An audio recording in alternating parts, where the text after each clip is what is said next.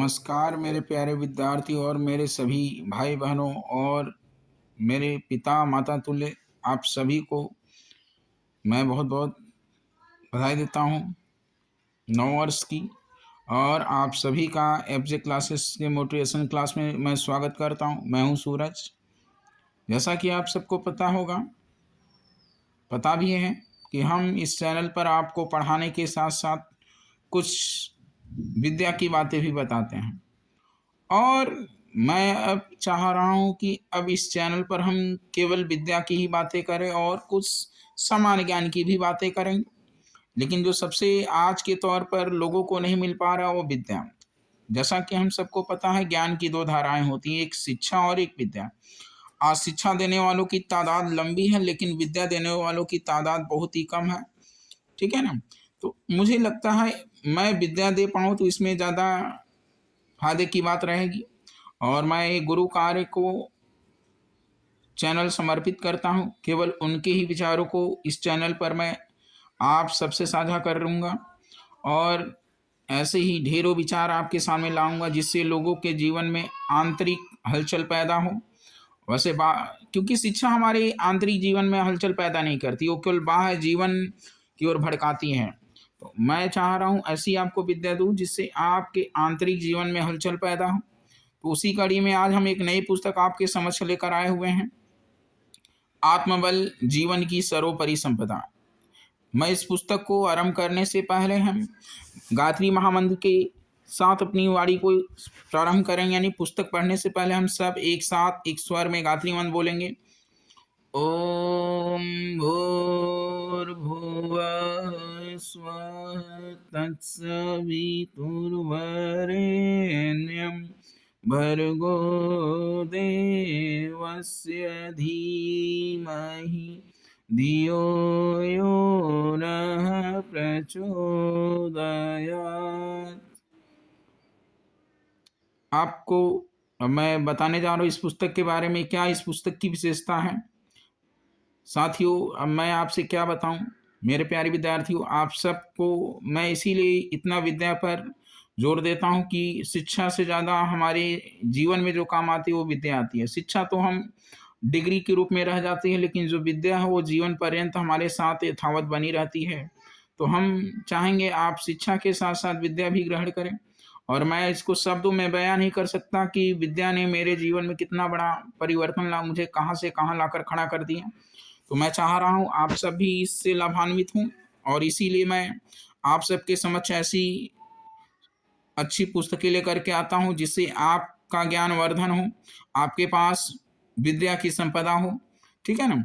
चलिए, जैसा कि आपको दिख रहा होगा, जैसा कि पुस्तक का नाम आत्मबल जीवन की सर्वोपरि संपदा, यानी हमारे जीवन में जो सबसे बड़ी संपदा माना गया हो आत्मबल माना जाता है। जिसके पास धन बल है, जन बल है और भी शरीर बल है, लेकिन उसके पास आत्मबल नहीं तो उसकी, यानी कहने का मतलब इन सब का भी अपनी जगह महत्व है, लेकिन सबसे बड़ा हमारे जीवन में जो वास्तविक बल होता हो आत्मबल होता। अगर हम अपने जीवन में अन्य बलों को एक संग्रह कर रहे हैं लेकिन आत्मबल की पूंजी हमारे पास नहीं हो तो कहीं ना कहीं हम अपने जीवन के क्षेत्र में असफल रह सकते हैं, उन सब होने के बावजूद भी। तो और बाकी चीज़ें रहे चाहे ना रहे, चाहे धन बल रहे, चाहे शरीर बल रहे, चाहे ना रहे, जन बल रहे, चाहे ना रहे, लेकिन अगर हमारे भीतर आत्मबल है तो जीवन की सर्वोपरि संपदा मानी जानी चाहिए। क्योंकि आज का समय आधुनिक युग है, भौतिकता का युग है। ज़्यादातर लोग धन को ही आज बहुत बड़ा बल माने हुए, कहीं ना कहीं वो सबसे बड़ा बल नहीं है। हमारे जीवन में हमें पता होना चाहिए सबसे बड़ा किस चीज़ का महत्व है, आत्मबल का।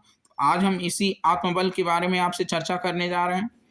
जैसा कि आपको पता होगा हम गायत्री परिवार से जुड़े हुए हैं और ये हमारे परम पूज्य गुरुदेव पंडित श्री राम शर्मा के द्वारा लिखी गई पुस्तक है और जो कि गायत्री परिवार के संस्थापक हैं। आइए हम लोग देखते हैं, आत्मबल जीवन की सर्वोपरि संपदा। ऐसा क्यों कहा जा रहा है कि आत्मबल हमारे जीवन की सर्वोपरि संपदा है। ठीक है ना।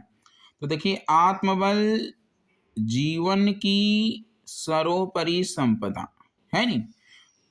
और क्या कहा जा रहा है, आगे देखिए। यह नहीं भूलना चाहिए कि प्रगति किसी भी दिशा में क्यों न हो, यानी हमें किसी भी दिशा में प्रगति क्यों न करनी हो। और कहा जा रहा है यह नहीं भूलना चाहिए कि प्रगति किसी भी दिशा में क्यों न हो, उसका आधार प्रयत्न और पुरुषार्थ द्वारा उत्पन्न शक्ति ही होती है। यानी हमें ये नहीं भूलना चाहिए कि प्रगति किसी भी दिशा में क्यों ना, उसका आधार जो होता है, प्रगति का आधार, यानी कहने का मतलब उसका प्रयत्न और पुरुषार्थ द्वारा जो उत्पन्न शक्ति ही होती है। शक्ति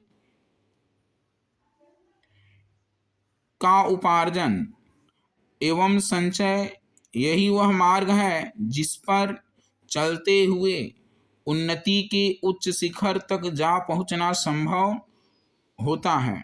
इस तथ्य को लोग समझते भी हैं और तदनुरूप धन बल, शरीर बल, बुद्धि बल, संघ बल आदि सामर्थ्यों को अपने अपने ढंग से उपार्जित भी करते हैं, है ही नहीं।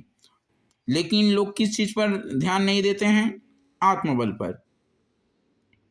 देखिए कितनी सुंदर बात कही जा रही है। हम सब केवल किसके पीछे परेशान है? धन बल, शरीर बल, बुद्धि बल, संघ बल। लेकिन ये वास्तविक बल नहीं है, ये हम सबको समझना है। आदि सामर्थ्यों को अपने अपने ढंग से उपार्जित भी करते हैं और प्रत्यक्ष में यही थोड़े से बल हमारी जानकारी में क्या होते हैं, आते हैं। इसलिए उन्हीं की ओर सर्वसाधारण का ध्यान केंद्रित क्या करता है, रहता है। यानी ज्यादातर लोगों का ध्यान इन्हीं सब बलों की ओर रहता, उपार्जित करने पर। उन्हीं के उपार्जन में अपनी गतिविधियां लगी रहती हैं सबकी, ठीक है ना। और हम लोग देखते हैं, यानी कहने का मतलब ये वास्तविक बल, जैसा कि हमने बताया, ये वास्तविक बल नहीं है। हमें अपने जीवन में आत्मबल के महत्व को भी जानना है और उसके उपार्जन में हमें प्रयत्न और पुरुषार्थ कर रहे हैं। देखते हैं कि सभी अपने अपने ढंग से प्रयत्नशील हैं और एक सीमा तक धन, विद्या, स्वास्थ्य भी पा लेते हैं। यह उपार्जन दिखता तो है, पर उसके द्वारा प्रगति और सुख शांति का जो परिणाम मिलना चाहिए, ठीक है ना, मिलना चाहिए, वह कहीं दृष्टिगोचर नहीं होता है। ये उपलब्धियां जिनके पास हैं उन्हें भी दुखी, शोक, संतापग्रस्त, उद्विग्न, पतित और है स्थिति में पड़ा देखा जाता है। यानी जिनके पास ये सब होता है या है भी, तो वो सब कहीं ना कहीं दुखी, शोक, संतापग्रस्त, उद्विग्न, पतित और है स्थिति में पड़े देखा जाता है ऐसे लोगों को। निर्धनों की अपेक्षा धनी, मूर्खों की अपेक्षा बुद्धिमान, अस्वस्थों की अपेक्षा बलवान जब अधिक दुखी, विक्षुब्ध, पतित, घृणित स्थिति में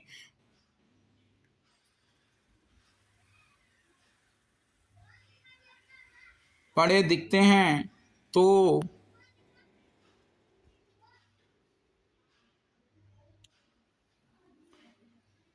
शक्ति के तत्व ज्ञान पर ही संदेह होने लगता है कि लोग तो इतना सब कुछ इकट्ठा करते हैं सुखी रहने के लिए, अच्छा जीवन जीने के लिए, लेकिन जब ऐसे व्यक्तियों को स्वस्थ बुद्धि, यानी जिसके पास विद्या है, धन भी सब कुछ होते हुए ऐसे लोग जब दुखी, निराश, हताश, विक्षुब्ध, पतित, घृणित स्थिति में पड़े दिखते हैं तो शक्ति के तत्व ज्ञान पर ही संदेह होने लगता है और शंका उत्पन्न होती है कि कहीं शक्ति से प्रगति वाला सिद्धांत ही तो गलत नहीं है। आज लोगों के पास बहुत साधन हैं, उनके द्वारा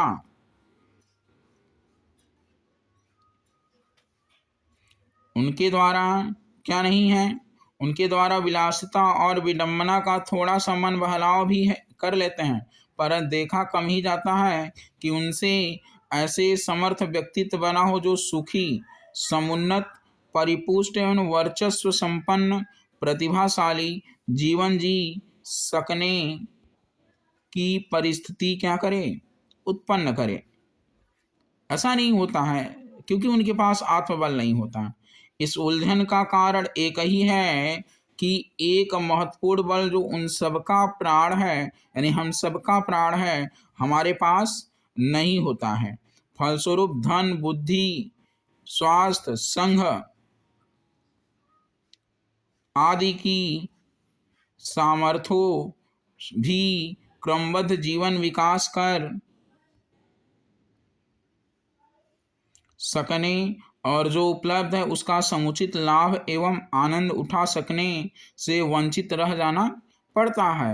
अगर साथियों या मेरे प्यारे विद्यार्थियों, अगर आपको ये जानना चाहिए, क्योंकि अगर हमारे पास आत्मबल नहीं है तो हमारे पास धन बल, शरीर बल, बुद्धि बल, संघ बल रहते हुए भी हम कभी भी आनंदित और सुखी जीवन नहीं जी पाएंगे। तो हमें आत्मबल पर भी ध्यान देना चाहिए। इस सर्वोपरि सर्वसमर्थ बल का नाम है आत्मबल।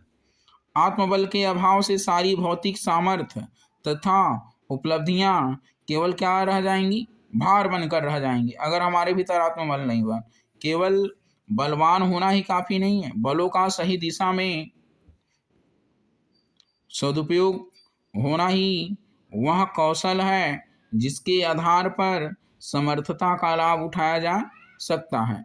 अपव्यय अथवा दुरुपयोग तो बहुमूल्य साधन भी निरर्थक ही नहीं हानिकारक तक बन जाते हैं। अतएव धन, बुद्धि, स्वास्थ्य आदि शक्तियों के ऊपर नियंत्रण करने और अपने उन्हें सही दिशा में प्रयुक्त करने वाली और एक केंद्रीय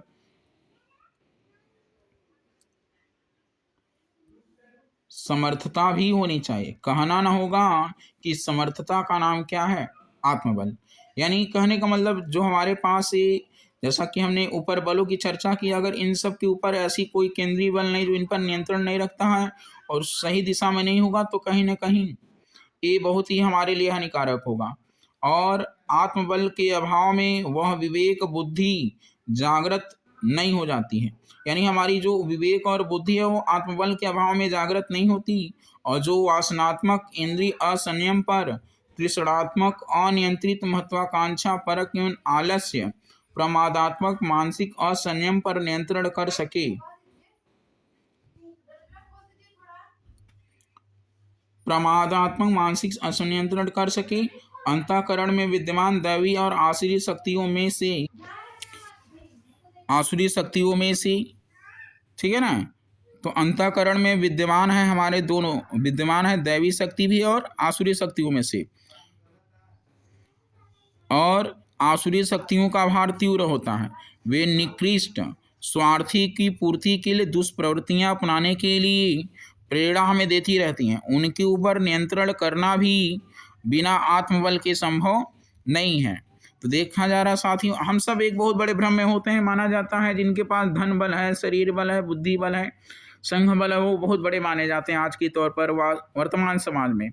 लेकिन हम लोग एक समय तक उनका देखते हैं, रौब रहता है, लेकिन वो रौब खत्म हो जाता है क्योंकि उनके पास आत्मबल नहीं होता है। और आत्मबल नहीं होता है तो उनकी जो शक्तियाँ होती हैं वो, यानी दैवी तो शक्तियाँ नहीं उभर पाती हैं, लेकिन आसुरी शक्तियों का इतना तीव्र उभार होता है कि वो निकृष्ट स्वार्थों की पूर्ति के लिए दुष्प्रवृत्तियां अपनाने के लिए उनको हमेशा प्रेरणा देती रहती, और उनके ऊपर कोई भी नियंत्रण नहीं होता बिना किसके, आत्मबल के। तो हम सब आत्मबल के उपार्जन में लग जाएं, जिससे हम सब के भीतर की दैवी शक्ति जागृत हो और हम सही दिशा में अपने कदम को बढ़ा पाएं।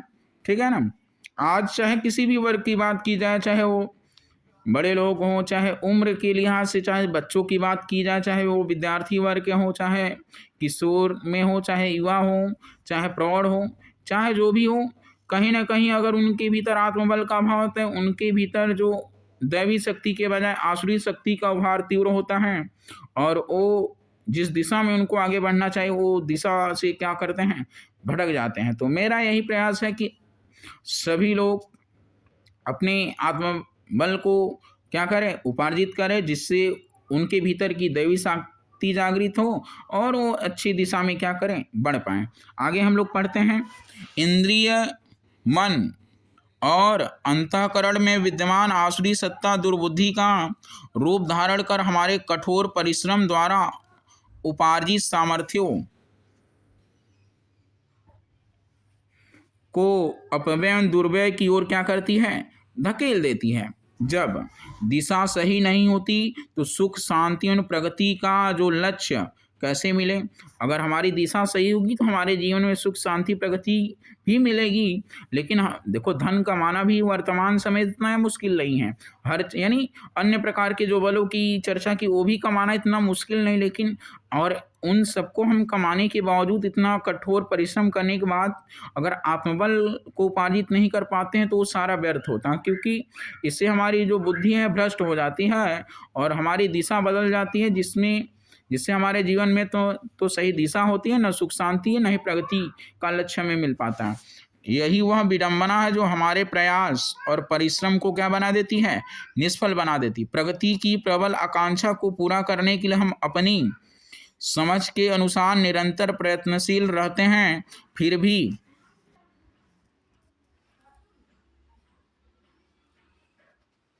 दुर्भाग्यवश खाली ही हाथ रहना पड़ता है।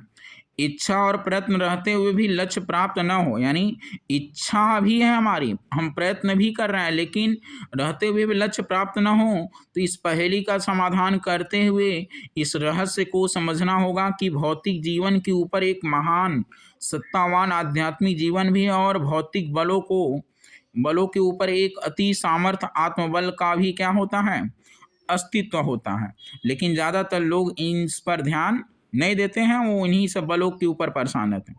इन दोनों का समन्वय होना क्या है? आवश्यक है। भौतिकता के ऊपर आध्यात्मिकता का दबाव एवं प्रकाश रखा जाना चाहिए, अन्यथा एकाकी भौतिक बल, भौतिक पुरुषार्थ और भौतिक दृष्टिकोण कोई उपयुक्त परिणाम प्रस्तुत न कर सकेगा। रेडियो, पंखा, बल्ब, रेफ्रिजरेटर, हीटर, कूलर आदि विद्युत उपकरणों का अपना क्या होता है? मूल्य एवं महत्व होता है। सबका अपना महत्व है, ठीक है ना। और देखिए क्या कहा जा रहा है,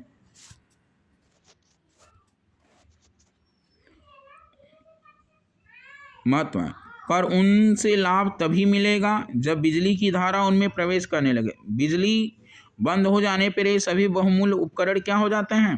बेकार हो जाते। इस प्रकार आत्मबल का नियंत्रण न रहने पर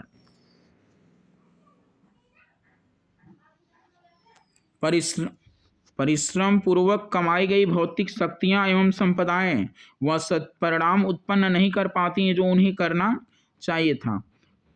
और हमें यह जानना चाहिए कि मनुष्य केवल शरीर मात्र ही नहीं है, उसमें एक परम तेजस्वी आत्मा भी विद्यमान है।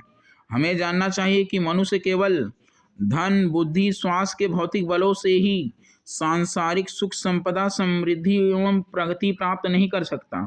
उसे है नहीं, आत्मबल की भी आवश्यकता है। आत्मा के अभाव में शरीर की कीमत 2 कौड़ी भी नहीं रह जाती है नहीं, या नहीं रहती है। इसी प्रकार आत्मबल के अभाव में उक्त तीनों शरीर बल मात्र खिलवाड़ बनकर रह जाते हैं। वे किसी के पास कितनी ही बड़ी मात्रा में क्यों न हो, उसे सुखानुभूति ही नहीं मिल सकती। वे केवल भार, तनाव, चिंतन एवं उद्वेग का कारण बनेंगे, और यदि कहीं उनका दुरुपयोग होने लगा तब तो वे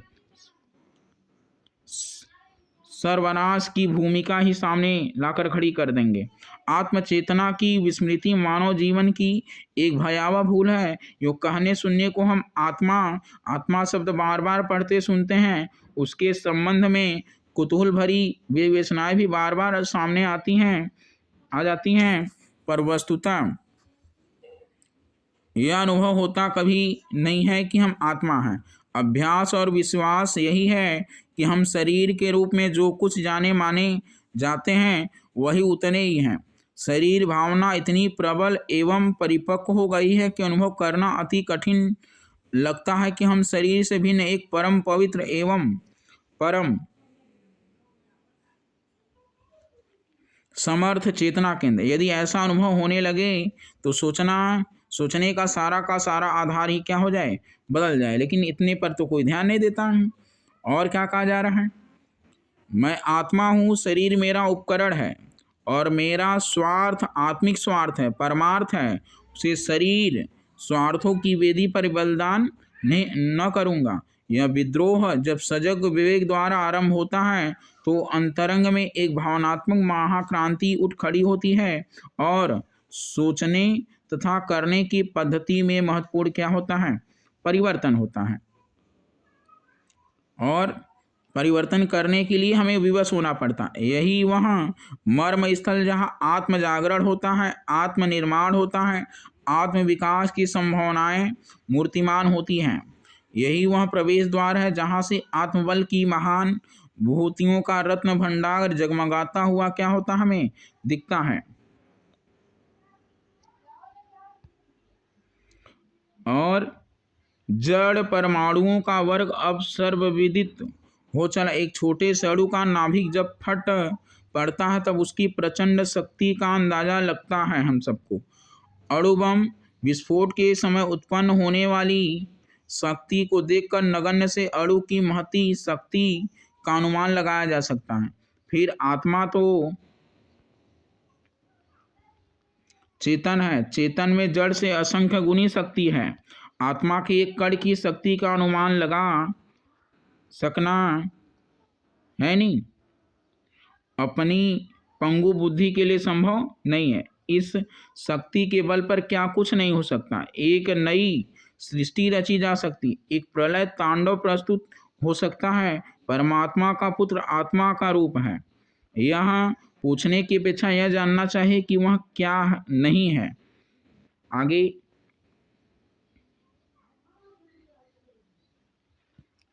परमपिता परमात्मा की समस्त शक्तियां बीज रूप से मानवीय आत्मा में क्या है केंद्रीभूत हैं। जो उनको समझ संभाल और प्रयोग कर सके वही एक प्रकार से ईश्वर का प्रतिनिधित्व कर सकता है। आत्मज्ञान के साथ यह मान्यता जगती है कि हमारा स्वरूप और लक्ष्य क्या है, हमें क्या सोचना और क्या करना चाहिए। इन प्रश्नों के उत्तर अंतःकरण में से अनायास ही स्वयमेव ही उठते हैं। जीवन की खोई हुई पवित्रता प्राप्त करने के लिए, विचारणा को परिष्कृत करने के लिए, गतिविधियों को व्यवस्थित करने के लिए एक प्रचंड साहस, उत्साह एवं उल्लास यदि अंतरंग में से फूट पड़े तो समझना चाहिए कि आत्म जागरण एवं आत्म साक्षात्कार का सौभाग्यशाली सुमुहूर्त क्या हो गया, आ गया। इस विवेक बिंदु पर खड़ा हुआ व्यक्ति बड़े महत्वपूर्ण और आश्चर्यचकित करने वाले एवं दुस्साहसपूर्ण निर्णय करता है। आत्मबल का आरंभिक स्वरूप विवेक के समर्थन में आत्मा की महत्ता अक्षुण्ण रखने के लिए वर्तमान गतिविधियों के विरुद्ध उठ खड़े होने के दुस्साहस के रूप में होता है। तो आत्म जागरण आप सबका हो, हमारा यही उद्देश्य है। और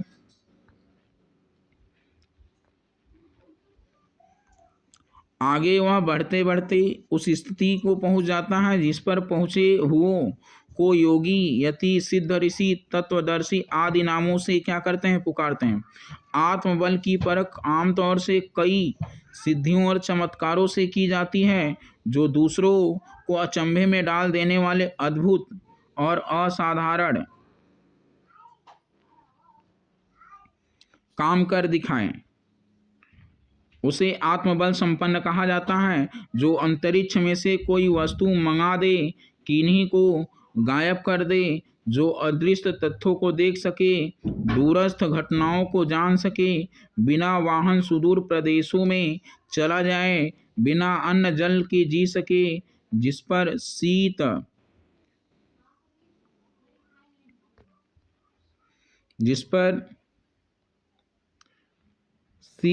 ग्रीष्म आदि का प्रभाव न हो, जो समाधि में मूर्छित रहकर जीवित रह सके, जिसके साप से नाश और आशीर्वाद से उत्कर्ष हो सके आदि इन चमत्कारी विशेषताओं से युक्त व्यक्ति को अध्यात्म बल संपन्न मानते हैं। ये विशेषताएं आत्मशक्ति के साधारण से चमत्कार हैं जो सर्कस जैसे कुछ अभ्यास साधन करने से सहज ही उपलब्ध हो सकते हैं। मूल प्रश्न आत्मबल की उत्पत्ति वाले केंद्र बिंदु का है। वह तब उत्पन्न होता है जब व्यक्ति भौतिक सुख सुविधाओं को गौण और आध्यात्मिक परमार्थ साधना को प्रथम स्वीकार कर लेता है। मुख्य के लिए गौण की उपेक्षा कर सकने का आदर्श जो अपना लेगा, उसी के लिए यह संभव होगा कि तृष्णा और वासना को ठुकरा कर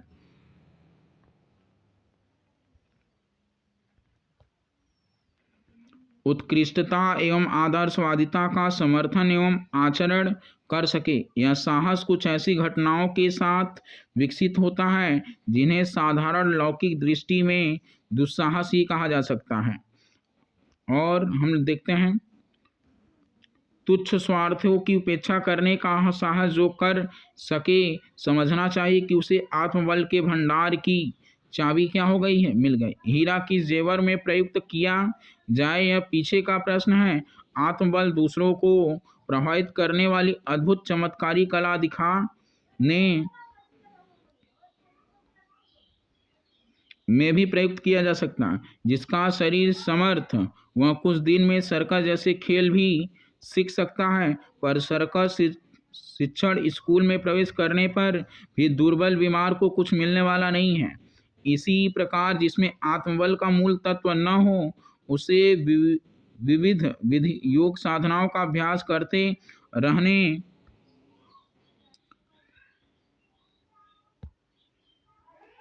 पर भी खाली हाथ ही रहना पड़ता है। तो पहले में आत्मबल को उपार्जित करना, आत्मबल बढ़ाने के कई प्रयोग हैं, कई साधन, कई अभ्यास भी हैं, पर वे सब तो हीरे पर खराद चढ़ाने के उपकरण मात्र हैं।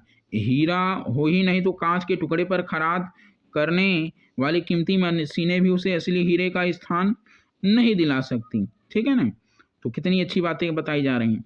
आगे हम लोग देखते हैं, आत्मबल का प्रधान लाभ जीवन को सर्वोत्तम सदुपयोग के लिए प्रस्तुत करता, अपने आप की समीक्षा कर सकना, अपने से लड़ सकना, अपने को बदल सकना, अपनी गतिविधियों को निकृष्टता की कीचड़ में से निकालकर उत्कृष्टता के सिंहासन पर प्रतिष्ठित कर सकना मानव जीवन का सबसे बड़ा पुरुषार्थ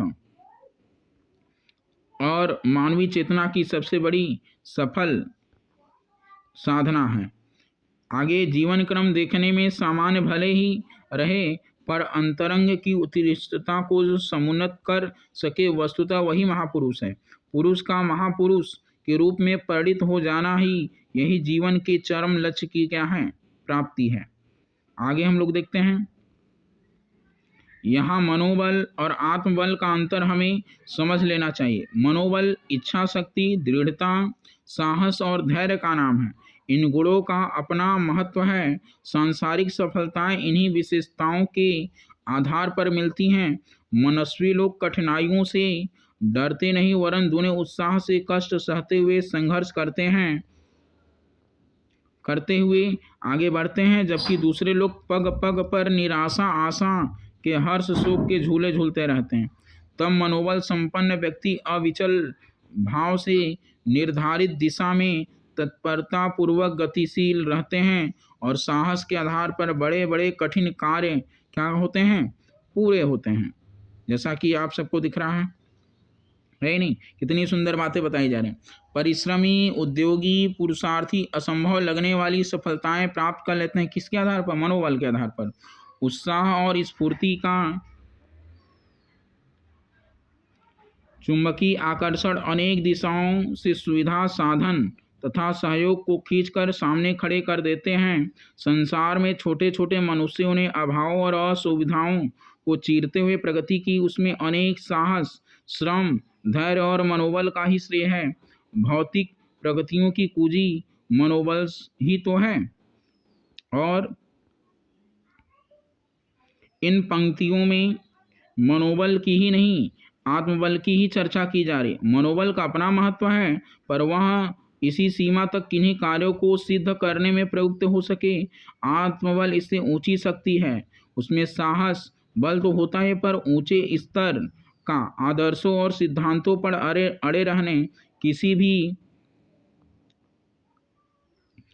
प्रलोभन और कष्ट के दबाव में कुमार्ग पर न बढ़ाने, अपने आत्मगौरव के अनुरूप सोचने और करने दूरवर्ती भविष्य के निर्माण के लिए आज की असुविधाओं को धैर्य और प्रसन्नचित्त से कह सकने की दृढ़ता का नाम आत्मबल है, जो वासना और तृष्णाओं को, स्वार्थ और सुविधा को ठोकर मारकर